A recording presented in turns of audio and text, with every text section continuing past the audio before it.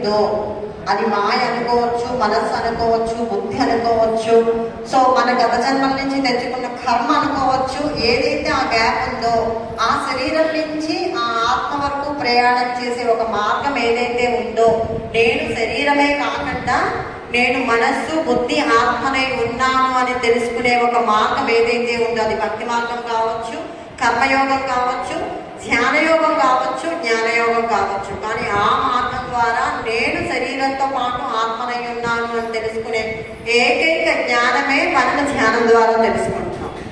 అవునా? అలాంటి ఒక ఏకైక జ్ఞానమే మనము ధ్యానం ద్వారా తెలుసుకుంటున్నాం.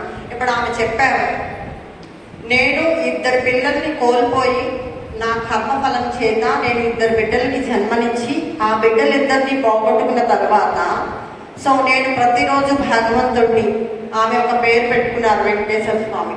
వెంకటేశ్వర స్వామి నేను అడిగేదాన్ని, నన్ను ఎందుకు ఉంచావు ఈ భూమి మీద, నాకు ఏముంది అని చెప్పి. అప్పుడు ఆవిడికి లోపల నుంచి సమాధానం వచ్చిందని చెప్పారు. మనం ప్రతిదీ చాలా జాగ్రత్తగా వినాలి. ఆవిడ ఏం చెప్పారు, నాకు అంతరం నుంచి ఒక సమాధానం వచ్చింది అని చెప్పారు. ఆ అంతరం అనేది వినడానికి మనకి ఒక స్థాయి ఉండాలి. లోపల నుంచి ఒక అంతరాత్మ ప్రబోధం నుంచి మనం వినడానికి మనకు ఒక స్థాయి ఉండాలి. ఎప్పుడు మనం భగవంతుడితో మమేకం అవుతామో అప్పుడే మనకి ఇన్నర్ వాయిస్ నుంచి వచ్చింది స్పెసిఫిక్గా అర్థమవుతుంది. సో నువ్వు వచ్చిన పనిని ఏదైతే ఉందో అది నువ్వు చేసినప్పుడు మిగతాదంతా ఆటోమేటిక్గా జరుగుతుంది అని చెప్పి ఆమె అంతరాత్మ ప్రబోధం ఆమెకు చెప్పింది. అంటే అంతరాత్మ ప్రబోధం కూడా ఒక రకమైన అనుభవమే. అంతరాత్మ ప్రబోధం కూడా మనకి ఒక రకమైన అనుభవమే. ధ్యానము అంటే కళ్ళు మూసుకొని కూర్చోగానే మనకి వచ్చి కనబడితేనే అది అనుభవము, దాని నుంచి మాత్రమే మనం ఏమైనా తెలుసుకోగలము అని అనుకుంటే అది తప్పు. సో మనకి అనుభవాలు అనేవి ఎన్నో రకాలుగా ఉంటాయి. వాటిని మనం గుర్తించే స్థాయికి మనం ఎదగాలి. మనము ఎదగాలి. సో అలా అనుభవాల ద్వారా ఎన్ని రకాల అనుభవాలు ఉన్నాయి. సో అలాంటి అనుభవాల ద్వారా మన జీవితంలో మనం ఏ స్థాయికి వెళ్ళొచ్చు అనే ఒక మౌలికమైన విషయాన్ని తెలుసుకునే జ్ఞానమే స్పిరిచువల్ ట్రావెలర్స్ అంటే. సో అలాంటి ఒక మౌలికమైన జ్ఞానాన్ని తెలుసుకునే ఒక మార్గమే స్పిరిచువల్ ట్రావెలర్స్ అంటే ఒక మనిషి యొక్క స్థాయి భక్తి యోగంలో 1% పీపుల్, కోటి మందిలో, లక్షల్లో, వేలల్లో, వందల్లో ఏ ఒక్కడో నన్ను చేరగలడు అని గీతలో శ్రీకృష్ణుడు చెప్తున్నాడు. అంటే 1% పీపుల్ భక్తి యోగంలో 100% వాడు మమేకం అయిపోతారు. No doubt at all. దాంట్లో అసలు డౌటే లేదు. భక్తి యోగంలో ఉండడం వల్ల వాళ్ళు భగవంతుని చేరలేడు అనుకోవడం శుద్ధ తప్పు. ఆ భక్తి యోగంలో ఆ పీక్ వెళ్ళినప్పుడు ఆ 1% వాళ్ళు భగవంతుడితో మమేకం అవుతారు. అందుకే శ్రీకృష్ణుడు ఏ కోట్లల్లో, ఏ లక్షల్లో, ఏ వేలల్లో, ఏ వందల్లో ఏ ఒక్కడో నన్ను చేరగలడు అని చెప్పాడు. సో అక్కడ మనము త్రికరణ శుద్ధిగా లేనప్పుడు పూర్తి కర్మయోగి అంటారు.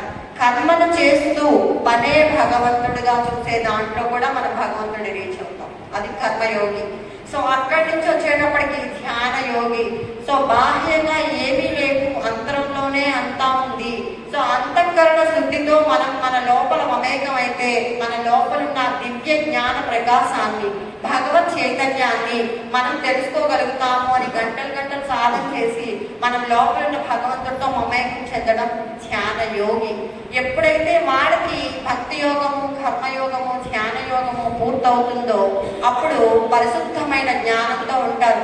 వాళ్ళు ధ్యానం చెయ్యక్కర్లేదు. వాళ్ళ జ్ఞానమే వాళ్ళ ప్రకాశం. వాళ్ళ లోపల ఉన్న నాలెడ్జ్ ఏదైతే ఉందో అదే వాళ్ళ ఆరాలో, వాళ్ళ మొహంలో ఆ వర్చస్సు తేజస్సులాగా వెలుగుతూ ఉంటుంది. అప్పుడు ఇంకా వాళ్ళకి ధ్యానంతో పని ఉండదు. జ్ఞానం మాత్రమే వాళ్ళు ఇస్తూ ఉంటారు, జ్ఞానాన్ని మాత్రమే వాళ్ళు తీసుకుంటూ ఉంటారు.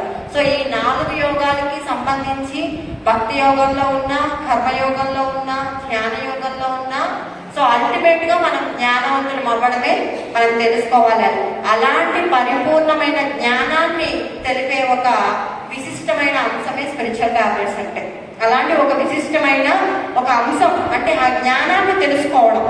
ధ్యానం ద్వారా జ్ఞానం వస్తుంది, జ్ఞానం ద్వారా కర్మలన్నీ దగ్ధం అవుతాయి. సో అలాంటి ఒక జ్ఞానము మనకి వచ్చినప్పుడు ఆ జ్ఞానం ద్వారా మనల్ని మనం సరిదిద్దుకునే ఒక విశేషమైన జ్ఞానమే స్పిరిచువల్ టాబ్లెట్స్ నుంచి మనం నేర్చుకుంటాం. సో ధ్యానము స్పిరిచువల్ టాబ్లెట్స్ రెండు వేరు వేరు కాదు. సో ధ్యానంలో నుంచి వచ్చిన ఒక విశేషమైన జ్ఞానాన్ని కొన్ని కాన్సెప్ట్స్ రూపంలో, అంటే ఒక డాక్టర్ అయిన ఒక వ్యక్తి ధ్యానాన్ని నేర్చుకుంటే తను చదివిన ఆ జ్ఞానానికి ఆధ్యాత్మిక జ్ఞానాన్ని జోడించి ఆ రెండింటిని మేళవించి సామాన్యమైన ప్రజలకు కూడా అందుబాటులో వాళ్ళ ఆరోగ్యాన్ని, వాళ్ళ మేధా సంపత్తిని ఉపయోగించి వాళ్ళలో ఉన్న డాక్టర్ని వాళ్ళే మేల్కొల్పే ఒక విజ్ఞానమైన శాస్త్రమే స్పిరిచువల్ టాబ్లెట్స్ అంటే.